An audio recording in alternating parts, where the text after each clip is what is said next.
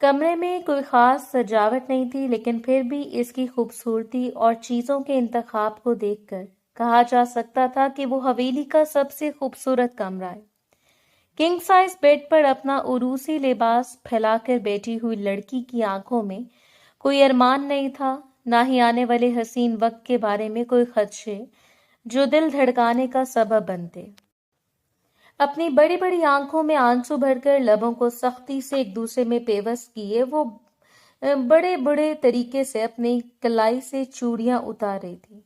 दोनों सफेद कलाइयों को चूड़ियों की कैद से आजाद करने के बाद इसने वही चूड़ियां फर्श पर दे मारी, जो खनखनाती हुई दूर तक गिरती चली गईं। कुछ टूटकर फर्श पर भी बिखर गई और कुछ वैसे ही पड़ी अपनी नाकदरी पर रोती रही। जब कमरे का दरवाजा खोला और आने वाले शख्स के इत्मीनान में जरा बराबर फर्क नहीं आया। सामने बैठी हुई लड़की ने इसके कमरे में आते बेचैनी से पहलू बदला और फिर पलकें झपकते हुए आंखों में मौजूद नमी को अपने हलक में उतारने की कोशिश की। वो कदम कदम चलता हुआ करीब आ रहा था और फिर चूड़ियों के करीब आकर रुक गया। इधर उधर बिखरी हुई हसीन चूड़ियों को झुककर उठाते हुए इसके करीब आकर बैठ गया। काफी जाज़बियत से वो इसके चेहरे का जायजा ले रहा था, जो इसकी नजरों से अच्छा खासा जिद हो रही थी, और फिर अपनी लड़ती हुई पलकों को उठाकर अपने सामने बैठे शख्स को देखा। इसे यूं लगा जैसे वो इस पर तंजिया मुस्कुरा रहा है। इस तरह देखने की कोई खास वजह? मुकाबिल ऊंचे लंबे कद का मालिक, कसरती वजूद, वो सामने बैठी हुई लड़की इसके सामने एक नाजुक सी दोशीज़ा मालूम हो रही थी। कोई भी इन्हें देखते हुए नहीं कह सकता था कि वो इससे पूरा 1 साल बड़ी है। चूड़ियों को अपनी उंगली में डालकर इसकी आंखों के सामने लहराते हुए वो हल्का सा गुनगुनाया, चूड़ियां नहीं हथकड़ियां हैं मेरे सनम के हाथों में। और इसकी बेबाकी पर सामने बैठी हुई लड़की की तो सांस ही अटक गई। कुजा वो कल तक जबरदस्ती से मजबूर करती थी कि वो इसे आप ही कहकर पुकारे, और इस वक्त वो जितनी बेबाकी से रोमांस छाड़ा था, इसका दिल चाहा कि इसके माथे पर बिखरे हुए बालों को नोच ले। शर्म कर लो नौरेस, ये क्या तरीका है बात करने का? अपनी बड़ी बड़ी आंखों को मटकाते हुए वो अपना रोना भूलकर इसे डांटने लगी, जबकि सामने बैठे हुए शख्स ने खुली मुस्कुराहट से इसे देखा था। अस्तगफिरुल्लाह, आजकल की लड़कियों में जरा भी ये शर्मो हया नहीं रही। मसनूई तौर पर इस्तगफार करते हुए वो अपने कानों को हाथ लगाकर काफी मुजहका खेज लग रहा था। क्या मतलब है शर्मो हया नहीं रही? अपनी आंखों को मजीद बड़ा करते वो अपने चेहरे को नौरेस के करीब ले आई और नौरेस ने आगे बढ़कर इसके रुखसार पर अपने लब रख दिए। पहली बार वो इसे इस तरह छू रहा था और अनाया को लगा अगला हुआ सांस वो नहीं ले पाएगी। क्या तुम लगा रखी है मोहतरमा, आज हमारी फर्स्ट नाइट है, कम से कम अपने शौहर को इज्जत दो। इसके सुर्ख चेहरे का हाथ उठाते हुए वो दिलकशी से मुस्कुराया और वो फौरन अपना भारी लिबास संभालकर जरा सी दूर हुई। खबरदार, मुझसे कोई भी ऐसी हरकत करने की कोशिश ना करना। लड़खड़ाते हुए लहजे से अपनी उंगली उठाकर वो इसे वार्न कर रही थी, जो इसकी उंगली को थामकर इसे खींच कर अपने ऊपर गिरा गया। तुम्हें याद नहीं है कि मुझे जिन चीजों से मना किया जाता है वो चीजें करने में मुझे खसूसी दिलचस्पी होती है? आज इसने कसम खा ली थी कि वो इसकी सांसों को अटकाकर छोड़ेगा या इसकी जान ले लेगा, जबकि इसकी गिरफ्त में फड़फड़ाते हुए वो एक लम्हे के लिए भूल गई कि सामने वही नौरेज है जिसे वो हमेशा खुद से छोटा समझती आई। बचपन से जिसके कान खींचकर इसे अपने पास बिठाते हुए पढ़ाती थी और हमेशा जिस पर हुक्मरानी की, आज वो सारे बदले सूद समेत वसूल कर रहा था। छोड़ो मुझे नौरेज, वो हल्का सा मनमनाए। नहीं, तब तक मेरा छोड़ने का कोई इरादा नहीं है, जब तक कि इल्तिजा नहीं करोगी आप कहकर पूरी इज्जत के साथ। इसके सफेद चेहरे को शर्मो हया से लाल पड़ता हुआ देखकर वो इसे मजीद तंग कर रहा था और वो नाजुक सी लड़की दांत पीस कर रह गई। इस वक्त इसके बस में कुछ भी नहीं था। इस शख्स के सामने वो बिल्कुल किसी गुड़िया या पतले की मानंद लग रही थी जो इसके इशारों पर नाचे। इतना करीब होकर सिर्फ मेरे सब्र को आजमा रही हूँ मोहतरमा। इसके लबों को टारगेट करता हुआ वो जरा सा झुकने लगा और मुकाबिल ने अपना कांपता हुआ हाथ इसके लबों पर रख दिया। फटी फटी नजरों से वो इस शख्स की बेबाकियां देख रही थी जो रुकने का नाम नहीं ले रही थी। मैं कहती हूँ, मैं आज के बाद आप ही कहूंगी, प्लीज मुझे छोड़ दें। भरी भरी आंखों से इसने इल्तिजा की और मुकाबिल ने अपनी गिरफ्त थोड़ी सी ढीली छोड़ दी। जल्दी से इसके बाजों से निकलकर वो बेड से नीचे उतरी और पलटकर एक बार फिर इसे घूरती रह गई। बहुत बदतमीज हो गए हो तुम। मेरा मतलब है आप। सामने लेटा हुआ शख्स इसे हसीन समझता था, लेकिन वो इस कदर हसीन थी कि इसे अंदाजा नहीं था, या फिर आज इसकी नजरों के देखने का कमाल था। आज वो इसे अपने हक से देख रहा था, इसलिए इसे किसी मोमी गुड़िया की तरह सोगवार सी हसीन लग रही थी। चेंज करने के बाद वो बाहर आई तो नोरेस सामने बिस्तर पर फैल कर लेटा हुआ था, छत को घूरते हुए। इसने अपने दोनों बाजुओं को अपनी गर्दन के नीचे जमा रखा था। जबकि इसे देखते हुए वो जरा सा इसके करीब आ गई। जाएं और जाकर सोफे पर सो जाएं। इस बार इसने दानिस्ता तौर पर तुम कहने से इज्तनाब किया, वरना मुकाबिल का मूड बदलने में जरा भी देर नहीं लगती। और इसकी कोई खास वजह? इस बार इसकी जानिब करवट बदलते हुए वो अपनी हथेलियों को अपने चेहरे के नीचे रखते इसे देखने लगा। खास वजह यही है कि यहाँ पर मैंने सोना है और मैं बहुत थक गई हूँ। अपने अंदर की तमाम वहशतों और अफसुर्दगियों को कम करते हुए इस वक्त वो सिर्फ आराम या तलब कर रही थी। अगर तुम्हें बेड पर नहीं सोना तो तुम सोफे पर जाकर सो सकती हो, वरना शौहर के करीब सोने में कोई कबाहत नहीं। वो शख्स बार बार जिस तरह शौहर शौहर की रट लगाए हुए था, इसका बस नहीं चला कि कुछ भी उठाकर इसके सर में दे मारे। यूं लग रहा था जैसे सदियों से वो शौहर बनने के सपने देख रहा कर थक चुका हो और बिलाखिर अब को शौहर बनना नसीब हुआ हो। ऐसे मजीद बहस करने की बजाय वो दूसरी जानिब से आकर तकिया उठाकर अपने बालों को झटकती पलट कर इसे देखने लगी। शौहर नहीं बल्कि हाथ साथी शौहर। इस बार अपने रंधे हुए लहजे में वो इसे बावर करवाना नहीं भूली थी। जबकि काफी देर इसकी पुष्ट को देखने के बाद वो मुबहम सा मुस्कुराया। जो भी है, शौहर तो हूं, और अब अगर मुझे बावर करवाए कि मैं हादसाती शौहर हूं तो शौहर वाली हुकूक अदा करने में एक लम्हा भी नहीं लगाऊंगा। इस बार इसकी आवाज में शरारत नहीं थी बल्कि संजीदगी थी। जबकि करवट बदल कर लेटी हुई लड़की की आंखों से टूटकर गिरने वाले आंसू तक में ये जज्ब होते चले गए। इसने कभी ये नहीं सोचा था कि जिंदगी ऐसा रुख बदलेगी, इसे किसी ऐसे हादसे से दो चार होना पड़ेगा। एतजाज हसन पहली बार इसे अपनी यूनिवर्सिटी के गेट पर मिला और वो इसके जाने पहचाने नकूश को काफी देर देखती रही और फिर नजरअंदाज करके अपने रास्ते पर चल पड़ी। लेकिन वो ये नहीं जानती थी कि जो बदकिस्मती इसके दरवाजे पर चल कर आई है वो इतनी आसानी से इसका पीछा नहीं छोड़ने वाली। 2 दिन तक, 2 दिन, 3 दिन, बिलाखिर चौथे दिन एतजाज ने अपना नजरअंदाज किया जाना बर्दाश्त न करते हुए आगे बढ़कर इससे अपना तारुफ करवा दिया। मैं एतजाज हसन हूँ, सरफराज हसन का बेटा। वो एक नजर इसके चेहरे पर डालते हुए पलट कर जाने लगी और एक बार फिर वो आगे आ गया। वो कोई लड़कपन में लिपटा हुआ छोटा लड़का नहीं था, बल्कि एक संजीदा मिजाज मर्द था जो तकरीबन उम्र में इससे 8-10 साल बड़ा था। चेहरे पर संजीदगी सजाए वो इसकी चमकती हुई आंखों में देख रहा था। मैं तुम्हारा तायाजाद हूं, तुम इस तरह मुंह मोड़ कर जाओगी? वो यूं बात कर रहा था जैसे कि इन दोनों के दरमियान एक अरसे से शनासाई हो। जबकि इसने अपनी आंखों को सुलगाते कुड़ते हुए इस शख्स का चेहरा देखा। तायाजाद होंगे, लेकिन मैं आपको नहीं जानती। इस वक्त अपने नानों के घर आ गई थी जब तकरीबन 12 साल की थी, और इसके बाद न कभी इसके दरदियाल वालों ने, हत्ता कि इसके अपने बाप ने भी पलट कर इसकी खबरगिरी नहीं की। और इस वक्त ताया का कोई बेटा अगर इसके सामने आकर तारुफ करवाता तो इसका भड़क जाना बनता था।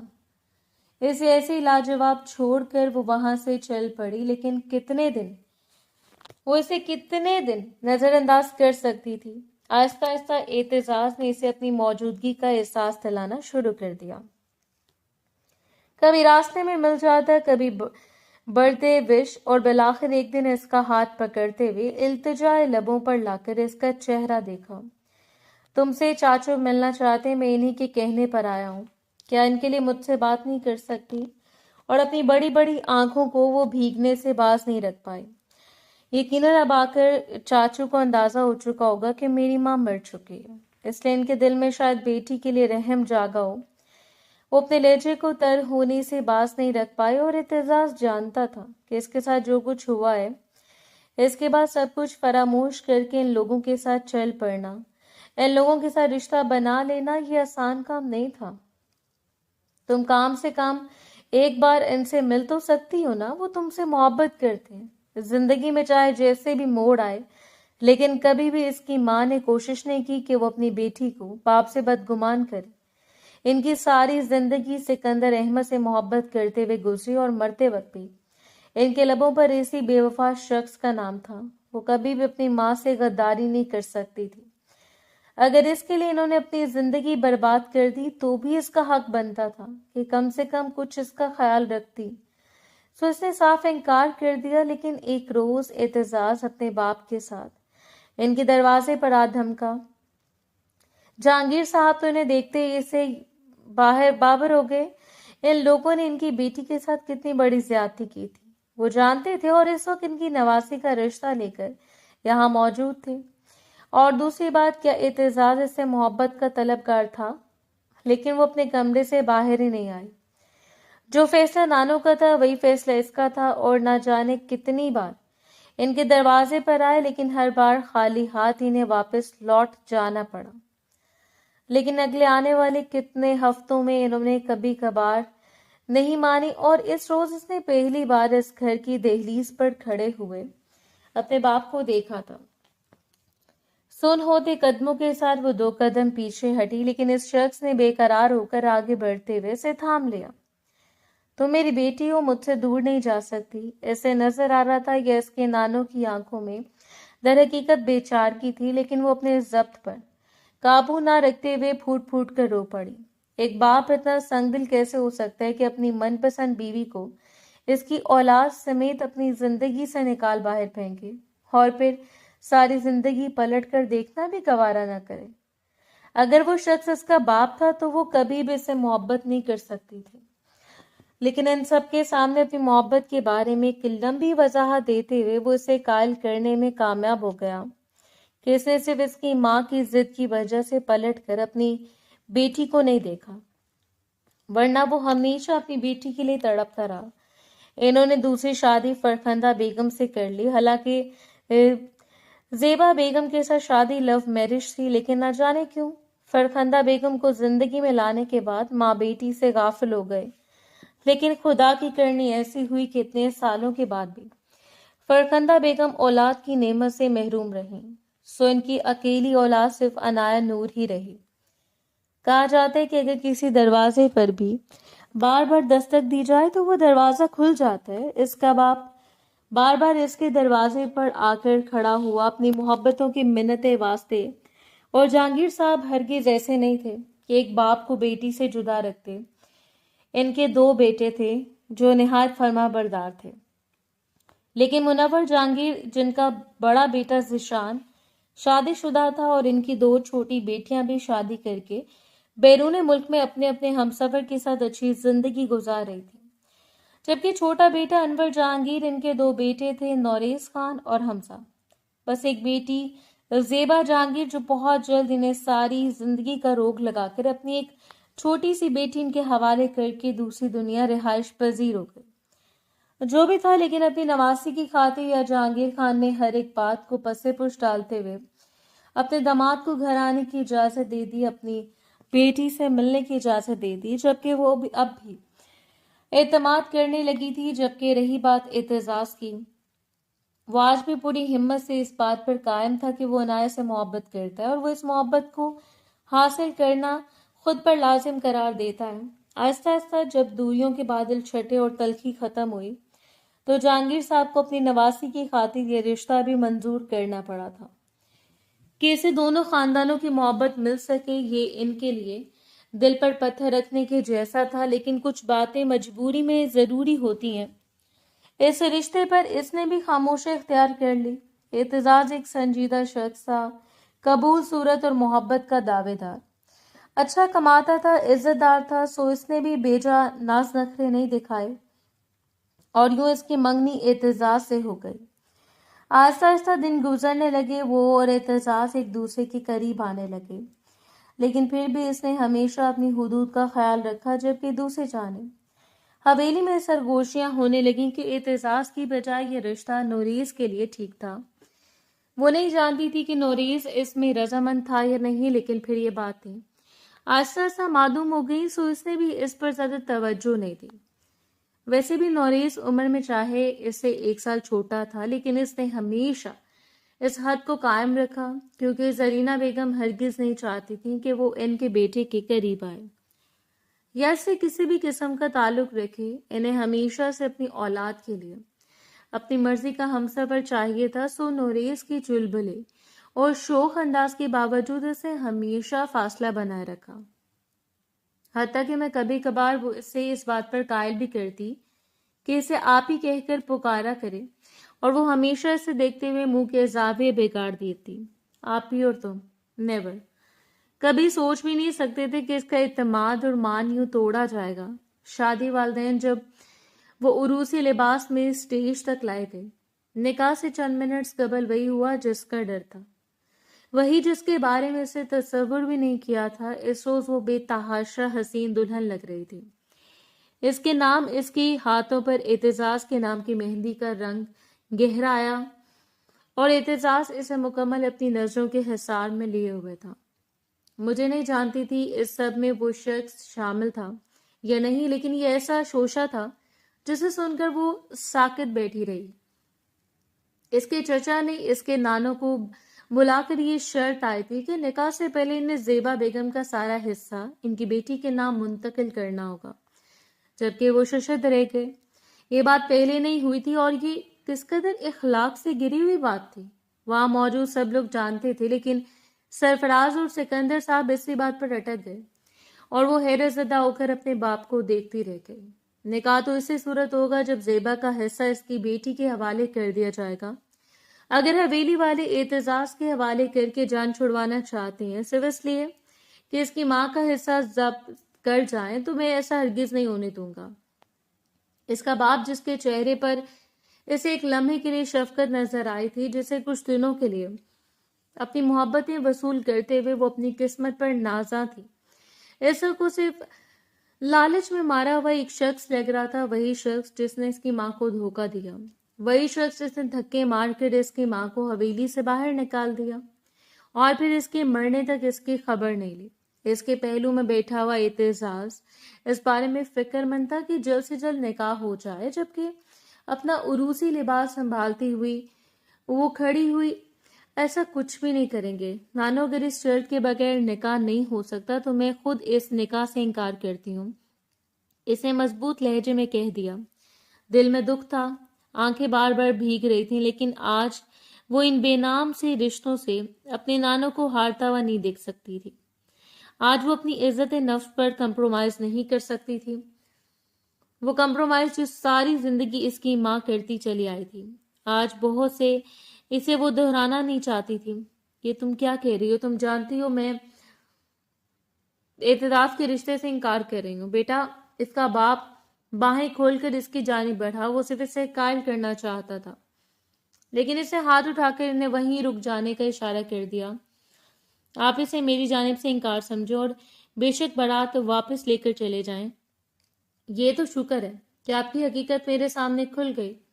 اس بار اسے چاہنے کے باوجود اپنے لہجے کو نہیں بھیگنے دیا۔ وہ کم سے کم ان لوگوں کے سامنے کمزور نہیں پڑنا چاہتی تھی۔ اس نے پلٹ کر اعتزاز کی بجھی ہوئی آنکھوں کو بھی نہیں دیکھا، نہ اس سے کوئی فرق پڑا تھا۔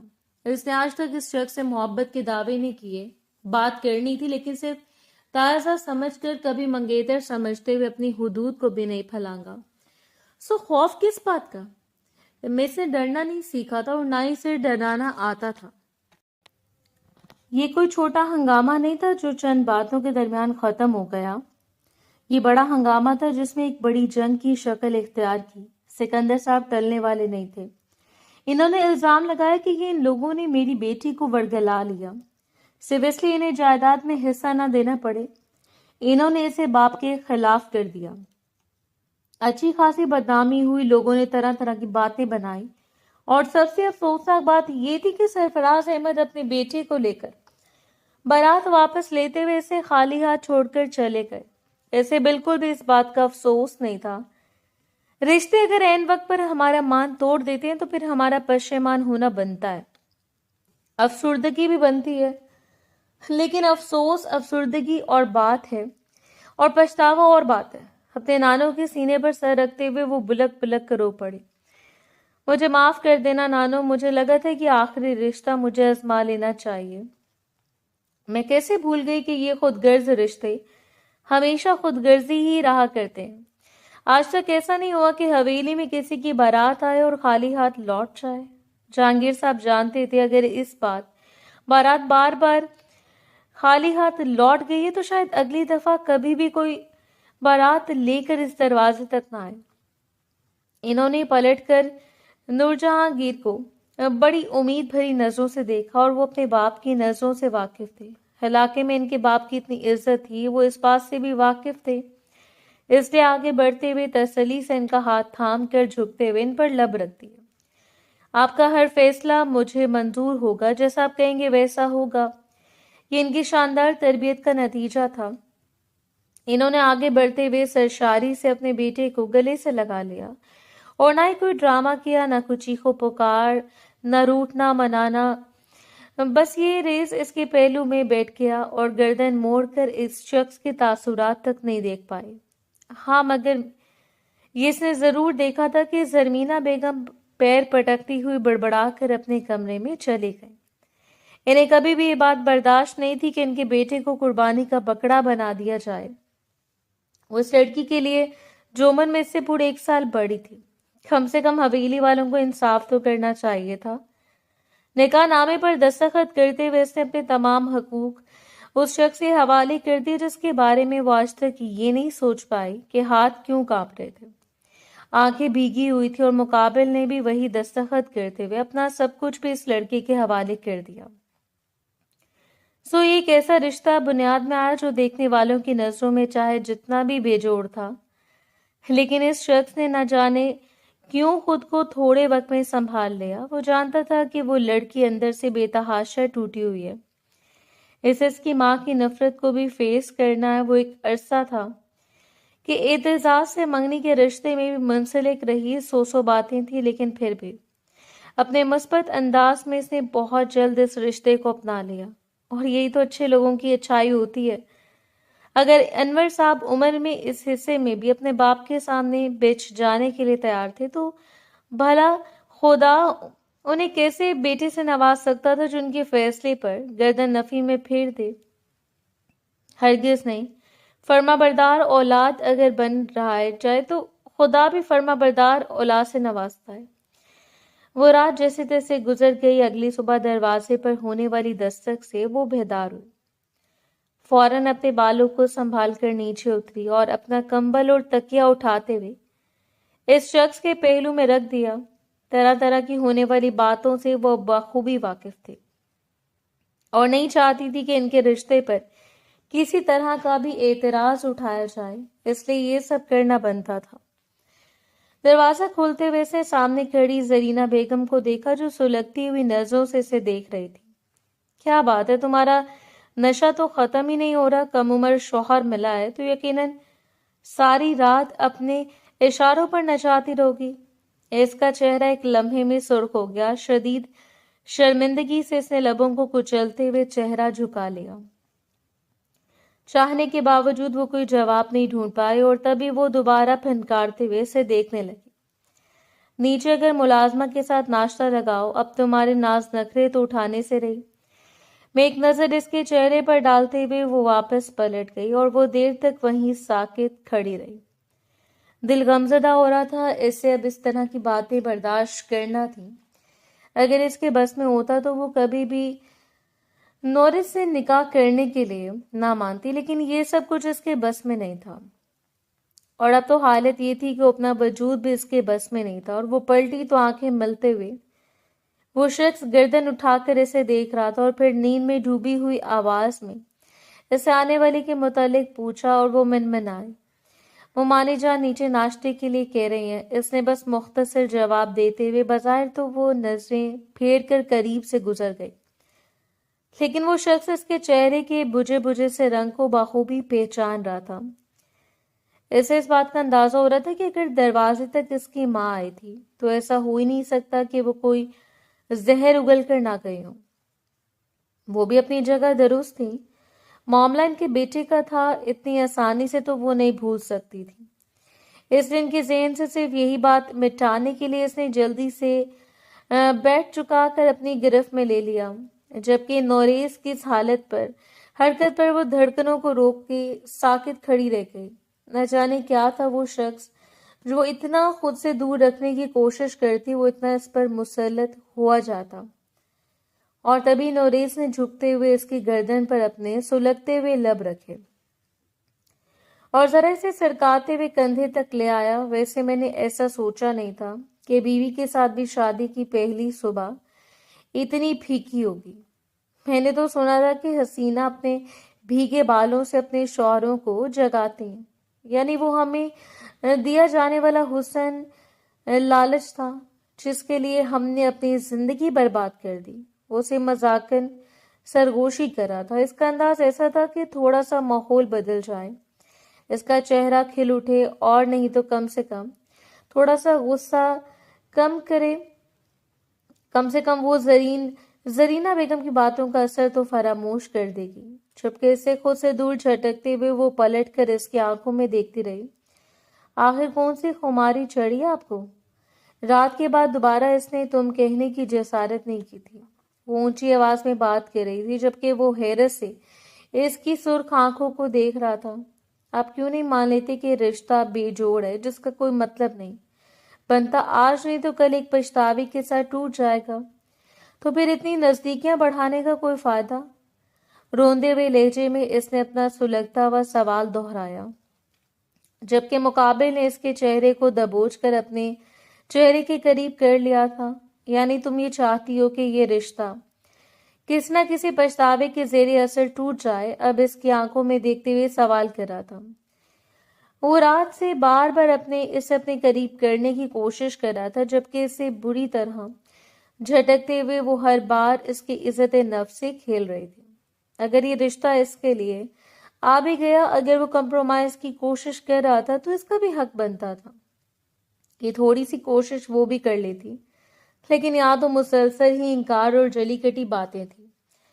जाने क्यों एक बदगुमानी से इसके दिल में सर उठाने लगी कि वो इस रिश्ते के लिए तैयार नहीं थी, या फिर वो एतजाज से मोहब्बत करती थी जिसकी वजह से वो नोरेस को अपने सामने बर्दाश्त नहीं कर पा रही थी।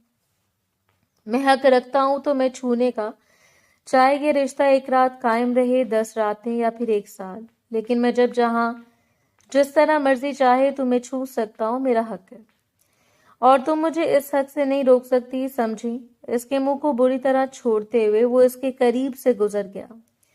अनाया का दिल इतनी शिद्दत से धड़क रहा था गोया पसलियां तोड़कर बाहर आने का इरादा रखता हो।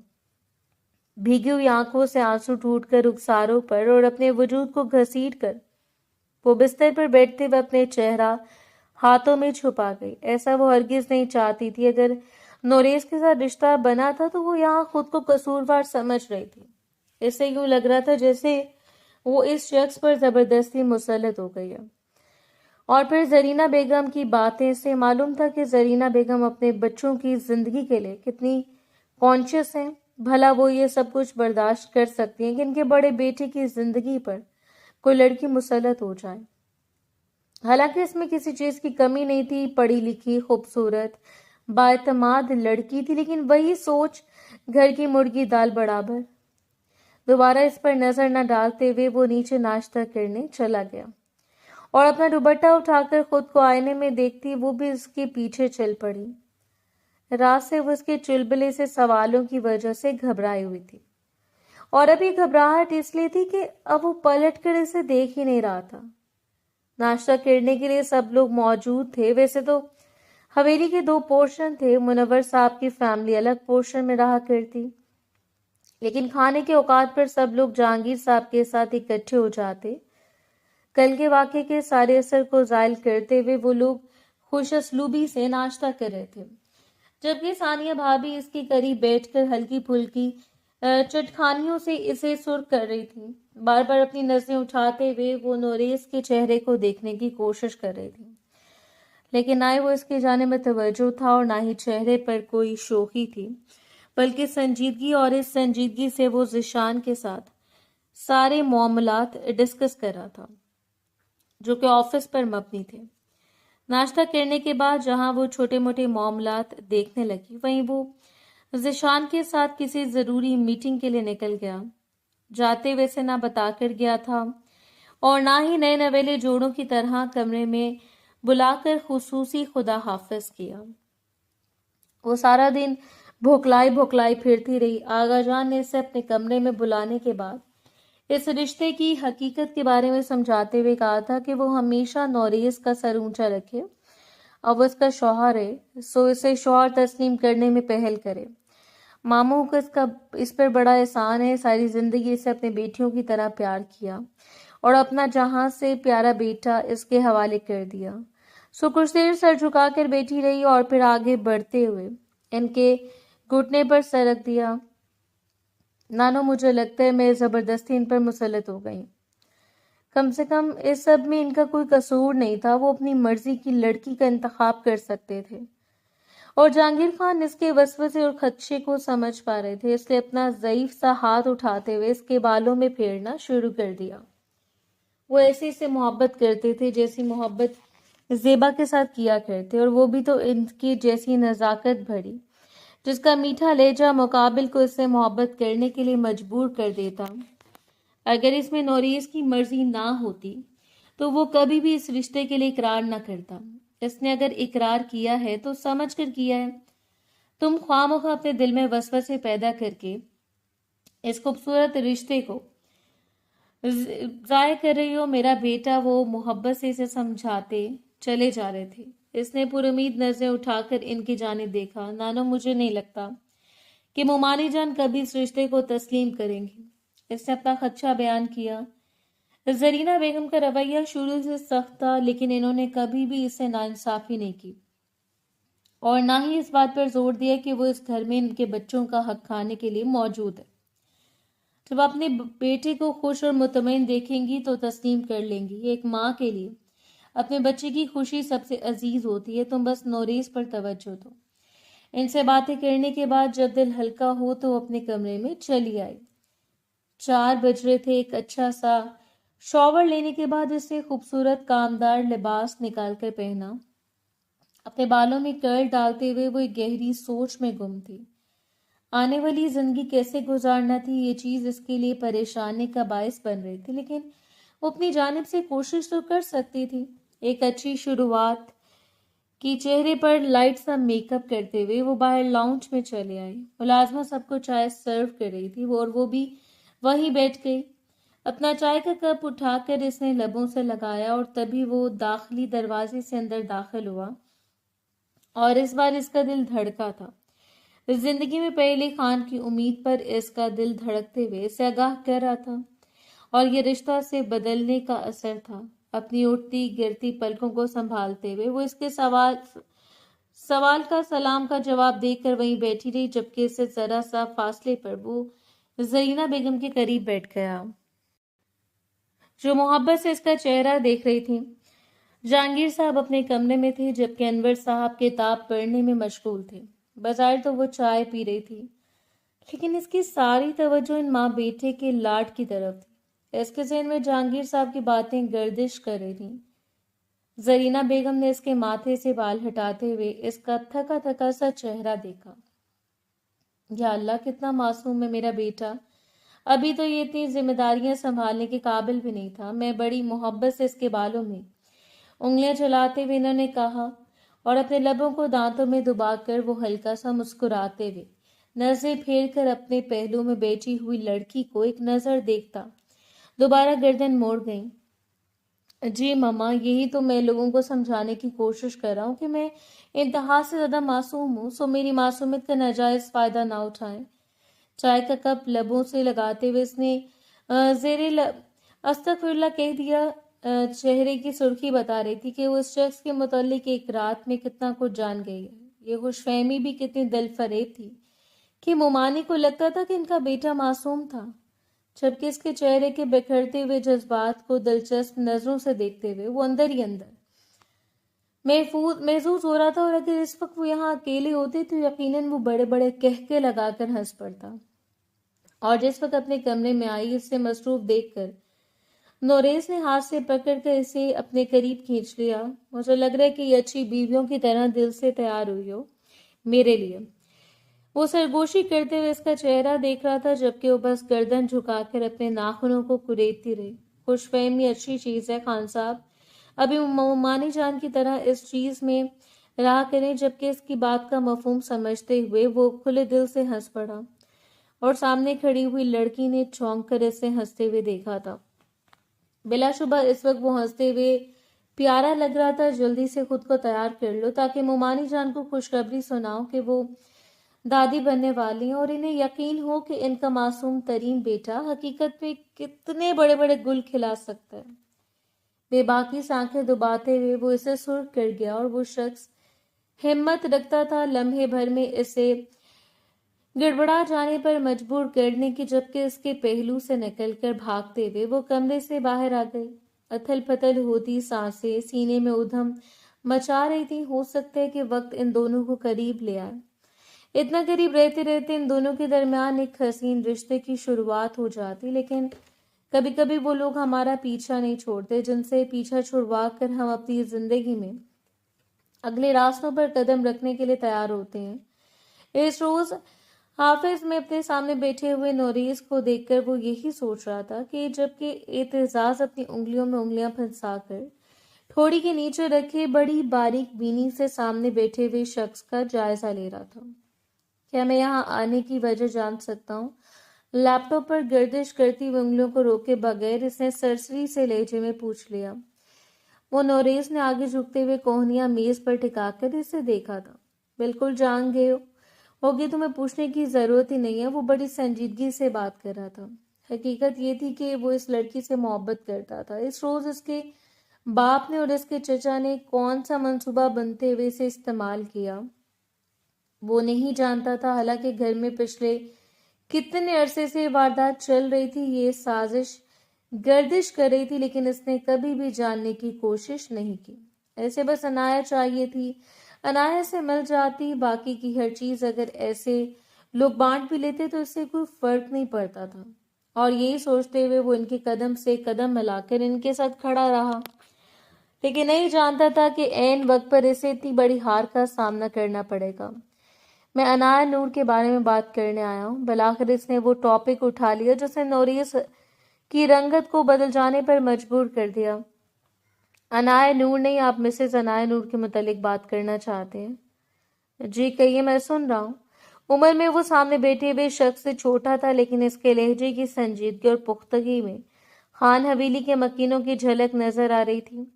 وہ ان کا شہزادہ تھا، ان کا سربراہ، سو اس کا لہجہ بھی انہی کی طرح ہونا تھا۔ تم جانتے ہو کہ میں عنایہ سے محبت کرتا تھا اور عنایہ مجھ سے۔ ہم دونوں ایک دوسرے کے ساتھ خوش اور مطمئن تھے۔ بڑوں کے درمیان کیا چل رہا تھا میں اس بارے میں نہیں جانتا۔ اگر عنایہ انکار نہ کرتی تو میں اس شرط کے ختم ہونے پر بھی اسے اپنانے کے لیے تیار تھا۔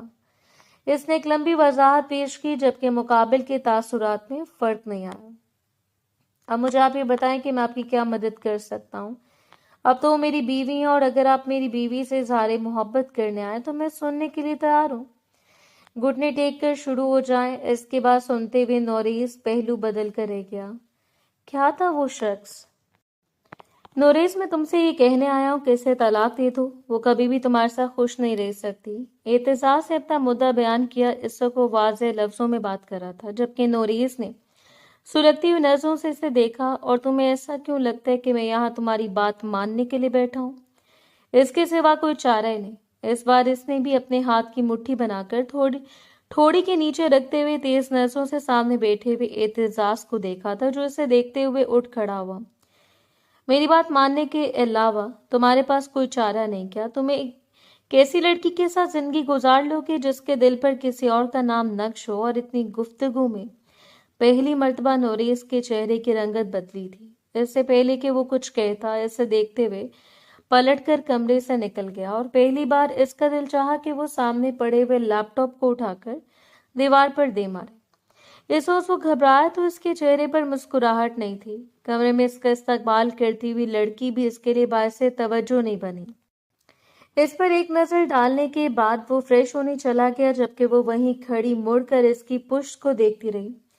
जरीना बेगम ने आज वाज़े लफ्जों में से कह दिया था कि आज नहीं तो कल इनके बेटे को एहसास हो जाएगा कि वो उम्र में इससे बड़ी है और वो इसे छोड़ने में एक लम्हा नहीं लगाएगा। जब इसे लोगों के दरमियान ले जाते हुए शर्मिंदगी महसूस होगी। हालांकि वो इसे बड़ी नहीं लगती थी और 1 साल का फर्क इतना ही फर्क होता है। कहाँ वो धानबाजी नफीस लड़की और कहाँ वो ऊंचा लंबा भरपूर मर्द। हमारे माशरे की सबसे बड़ी मुनाफकत यह है कि 10 साल बड़ा मर्द बर्दाश्त कर लेते हैं, लेकिन 10 साल बड़ी औरत बर्दाश्त नहीं होती।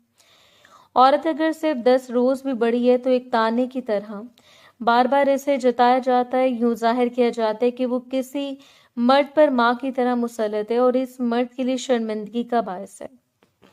हालांकि अगर बड़ी उम्र का मर्द एक नाजुक सी छोटी लड़की को संभाल सकता है तो चंद साल बड़ी औरत भी शौहर को वही मकाम दे सकती है जो उसे देना चाहिए। लेकिन कोई समझे तो। खाना नीचे जाकर खाएंगे या कमरे में लेकर आऊं? अपनी उंगलियों को चटखाते हुए उसने नोरीस के चेहरे को देखते हुए पूछा और अपने बालों में उंगलियां चलाते हुए वो आंखें बंद कर गया। मुझे भूख नहीं है, कुछ देर के लिए मुझे अकेला छोड़ दो। वो बेख्तियार आगे बढ़ी और आहिस्तगी से इसके माथे को छुआ। आपकी तबीयत ठीक है? सर दुबा दूं? पहली बार वो खुद से इसके करीब होने की कोशिश कर रहे थे और नोरीस ने इसका हाथ झटक दिया। मैंने कहा कुछ देर के लिए मुझे अकेला छोड़ दो।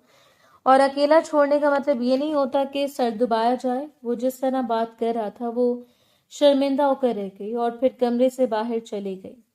एक उदासी सी अंदर तक फैलती चली गई और वो रात ऐसी गुजरी, ना ही इस शख्स ने जानबूझकर इसे अपने करीब किया और ना ही वो इसके करीब आए।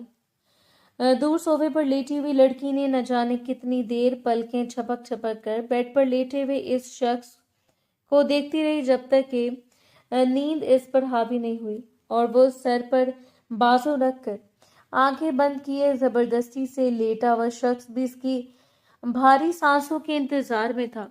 इसके जहन में बार बार एक ही बात गर्दिश कर रही थी, क्या तुम इस लड़की के साथ जिंदगी गुजार लोगी जिसके दिल पर कोई और नक्श है? अगले 2 दिनों तक इन दोनों के दरमियान एक खामोशी की दीवार हायल हो गई।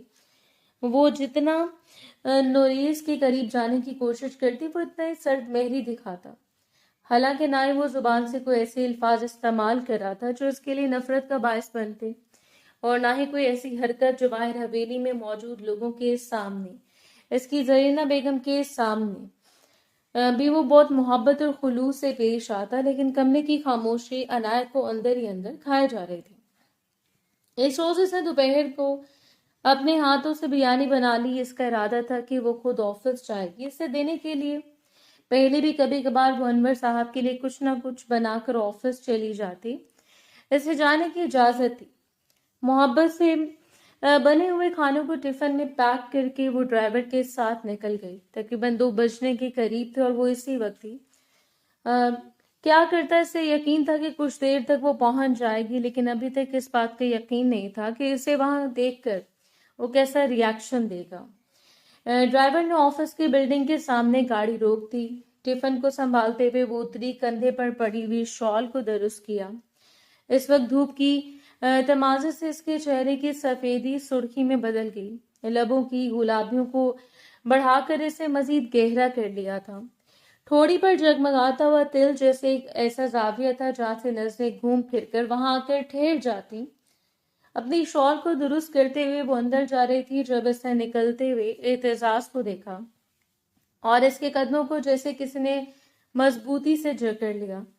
वो हैरतज़दा होकर एतजाज के चेहरे को देख रही थी और इसकी नजरों में नोरीस के पिछले कुछ दिनों से बदला बदला सा लहजा, सख्त तासुरात और पुरसोच अंदाज गर्दिश करने लगा। लेकिन तब तक एतजाज इसे देख चुका था اور قدم بڑھا کر اس کے قریب چلا آیا۔ نظریں جھپکاتے ہوئے اس نے اس کے ہاتھ میں موجود ٹفن کو دیکھا اور پھر مبہم سا مسکرایا۔ اچھی بیویوں والے تمام فرائض نبھانے شروع کر دیے تم نے۔ اپنے سینے پر بازو لپیٹے ہوئے وہ دلکشی سے اس کے چہرے کا جائزہ لے رہا تھا، جس نے سرخ آنکھیں اٹھا کر سنجیدہ نظروں سے اسے دیکھا اور پھر قریب سے گزرتے ہوئے جانے لگی۔ لیکن اعتزاز نے اپنا بازو اس کے سامنے کر دیا۔ تم میری بات سنے بغیر نہیں جا سکتی۔ وہ التجا نہیں کر رہا تھا، حکم دے رہا تھا، اور وہ گردن موڑ کر سخت نظروں سے اسے دیکھنے لگی۔ نہ ہی میں پابند ہوں تمہارے پاس بات سننے کی اور نہ ہی سنوں گی۔ مت بھولو کہ تم میرے شوہر کے آفس میں کھڑے ہو۔ کتنا ضرور تھا یہ کہتے ہوئے اس شخص کے سامنے جو ہزاروں کی بھیڑ میں اس کا نہیں، اس کی دولت کا طلبگار تھا۔ اسے کہتے ہوئے کہ وہ سب کچھ اس کے شوہر کا ہے، اعتزاز لبوں کا کونا کھینچتے ہوئے مسکرایا۔ بہت پیاری لگ رہی ہو تم۔ اس طرح اسے بار بار میرا شوہر کہتے ہوئے جیلسی کا اندازہ اگر کوئی لگانے کا کہتا تو اس وقت اعتزاز کے بگڑے ہوئے تاثرات سے لگاتا۔ اس کا دل آگ کی بھٹی کی مانند جل رہا تھا۔ جو میرا ہے اسے میرا کہنے میں کیا حرج ہے؟ ایک نہیں، میں 10,000 بار اسے کہنے کے لیے تیار ہوں کہ نوریز خان صرف میرا ہے، اور کوشش کرنا کہ آج کے بعد نوریز اور عنایہ کے درمیان آنے کی کوشش بھی مت کرنا۔ نہ جانے اعتزاز کو کیا سوچی کہ ہاتھ کماتے ہوئے عنایہ کا بازو پکڑ لیا اور اوپر گلاس ونڈو سے دیکھنے والے شخص نے بے اختیار اپنی سانسوں کو اندر کھینچا۔ وہ نہیں جانتا تھا کہ ان دونوں کے درمیان کیا بات چیت ہو رہی ہے، لیکن اس وقت سانس کا اٹکنا کسے کہتے ہیں یہ کوئی نوریز خان سے پوچھتا۔ وہ کچھ دیر حیرت سے اعتزاز کو دیکھتی رہی اور پھر اپنے دوسرے ہاتھ کا ایک زناٹے دار تھپڑ اس کے چہرے پر جڑ دیا۔ ایک لمحے کے لیے سب کچھ ساکت ہو گیا۔ اوپر کھڑے شخص کی اٹکی ہوئی سانسیں ایک مسکراہٹ کے ساتھ بحال ہوئی۔ اسے بس ایک نظر اپنی شیرنی کو دیکھا اور واپس پلٹ گیا۔ خبردار اگر آج کے بعد میرے راستے میں آنے کی کوشش کی یا مجھے ہاتھ لگانا چاہا بھی تو۔ انگلی اٹھا کر اسے وارن کرتے ہوئے وہیں سے واپس پلٹ گئی۔ اس نے ڈرائیور کو گھر جانے کے لیے کہا تھا کہ اس وقت اس میں اتنی ہمت نہیں تھی کہ وہ انگریز کے سامنے جا کر بیٹھ جاتی یا پھر اسے کچھ بھی بتا پاتی۔ اس کے اندر جو ہلچل مچی ہوئی تھی وہ اتنی آسانی سے تھمنے والی نہیں تھی۔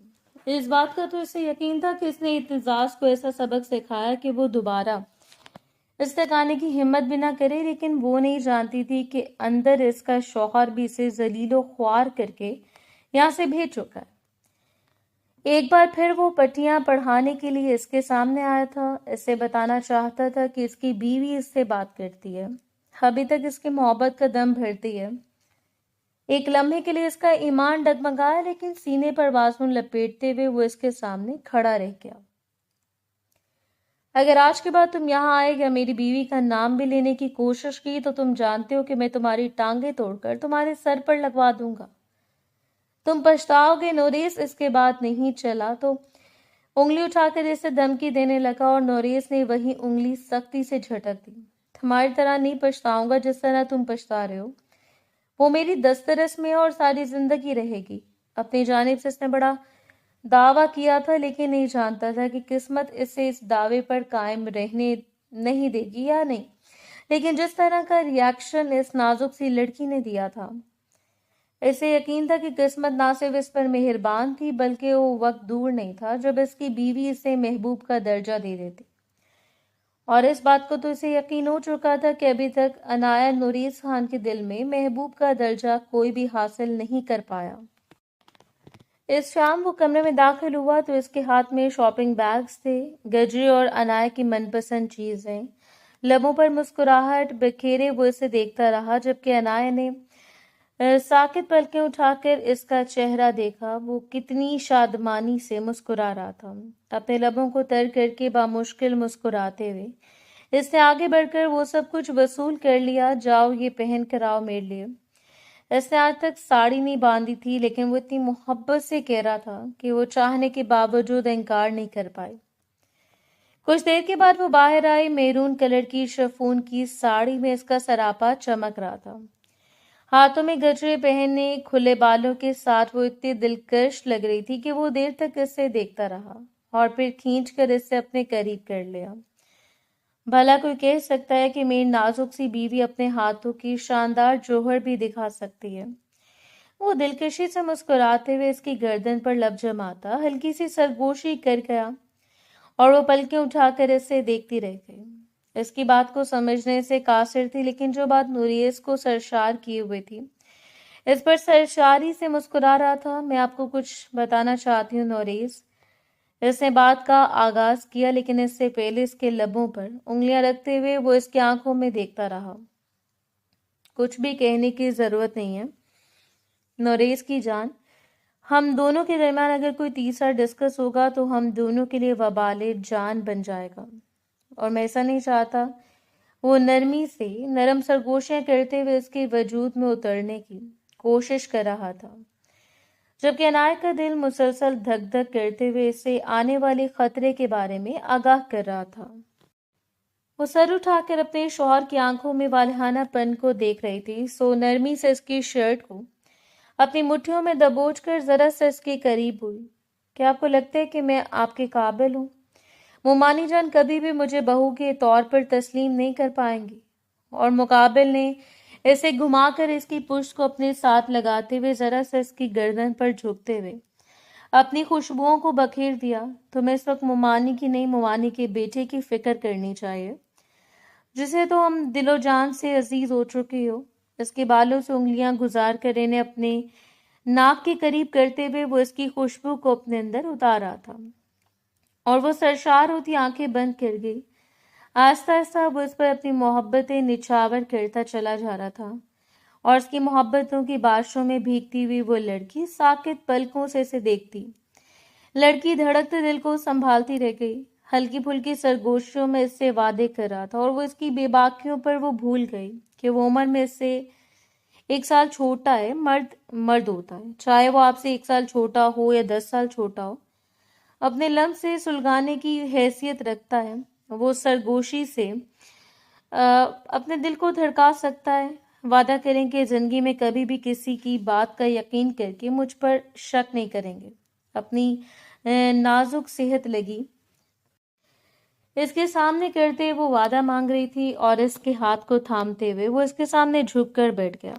میں نوریز خان ابھی اور اسی وقت وعدہ کرتا ہوں کہ آج نہیں، میں ساری زندگی بھی تم پر شک نہیں کر سکتا۔ ہو ہی نہیں سکتا محترمہ، آج کے بعد میں ساری زندگی کے لیے خود کو تمہارے حوالے کرتا ہوں، کیونکہ مجھے تمہارے لیے بنایا گیا ہے۔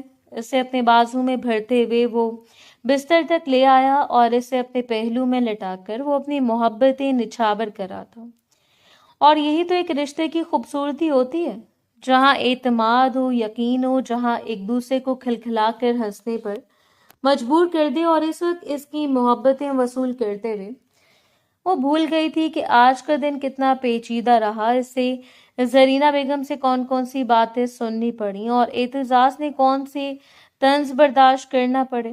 اس وقت اگر اس سے کچھ یاد تھا تو وہ صرف اور صرف اپنے شوہر کی محبت تھی، اس کو سلگنا، اس کا بے تحاشا قریب کرتے ہوئے بے قرار کرنا، اور یہ ایک رشتے کی خوبصورتی ہوتی ہے۔ اس رات چاند نے شرماتے ہوئے بادلوں کی اوٹ میں اپنا چہرہ چھپا لیا۔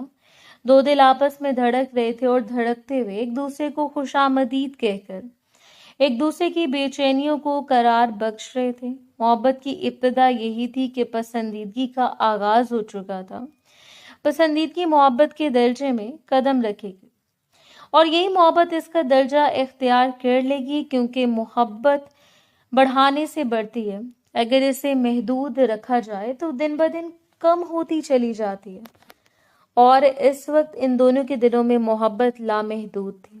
اسے زرینہ بیگم کی نفرت کا سامنا کرنا پڑتا، لیکن اس حویلی سے اسے اتنی محبتیں وصول ہوئیں کہ وہ کسی کی نفرت کے لیے ساری محبتوں کو نظر انداز نہیں کر سکتے تھے۔